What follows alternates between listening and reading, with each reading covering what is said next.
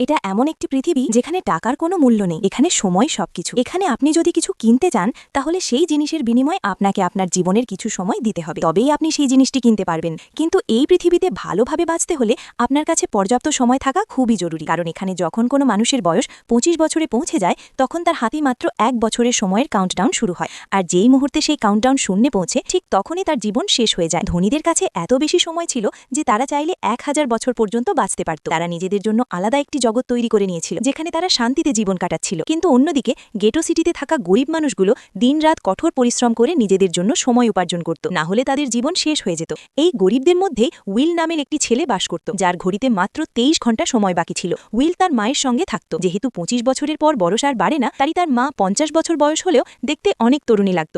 আজ ছিল উইলের মায়ের 50তম জন্মদিন। মায়ের জন্মদিন উদযাপন করার জন্য উইল আগের রাতে ওভারটাইম করে একটি শ্যাম্পেনের বোতল কিনে এনেছিল। এটা দেখে তার মা খুব খুশি হয়ে যায় এবং তাকে বলে, আমি আমার নাতি নাতনিদের দেখতে চাই, তুমি কোনো মেয়েকে ডেট করো না কেন? এর উত্তরে উইল বলে, এসবের জন্য কারো সময় আছে? তার মা বলে, আগামীকালকের মধ্যে আমাকে বিদ্যুতের বিল আর ব্যাংকের লোন পরিশোধ করতে হবে, না হলে জরিমানা হবে। তাই আমি এখন যাচ্ছি আর আগামীকাল রাতের মধ্যে সব পরিশোধ করে ফিরে আসব। সে আরও বলে, আমার কাছে মাত্র 3 দিনের সময় আছে, বিল আর লোন শোধ করতে প্রায় সব সময় শেষ হয়ে যাবে। তাই কাল সন্ধ্যায় তুমি অবশ্যই বাস স্টপে আমার জন্য অপেক্ষা করবে, যাতে আমার সময় শেষ হওয়ার আগে আমি তোমার কাছ থেকে কিছু সময় নিতে পারি। উইল সম্মতি জানায়, ঠিক আছে, আমি সময় মতো পৌঁছে যাব। যাওয়ার আগে তার মা উইলের হাত ছুঁয়ে তার শরীরে 30 মিনিট সময় ট্রান্সফার করে দেয়, যাতে সে ভালো করে নাস্তা খেতে পারে। এরপর দুজনেই নিজেদের কাজে বেরিয়ে যায়। পথে একটি ছোট্ট মেয়ে উইলের কাছে আসে, সে তাকে একটি ক্যাপসুল দেয় এবং কিছু সময় চায়। উইল হাসি মুখে তাকে 5 মিনিট সময় দিয়ে দেয়। তখন বোঝা যায় এই পৃথিবীতে মানুষ তাদের সময় ক্যাপসুলে সংরক্ষণ করে রাখতে পারে, যা পরে ব্যবহার বা ট্রান্সফার করা যায়। এরপর উইল কাজের জন্য ফ্যাক্টরিতে পৌঁছে। কাজ শুরু করার আগে সে কফি নিতে যায়, কিন্তু দেখে সবকিছুর দাম দ্বিগুণ হয়ে গেছে।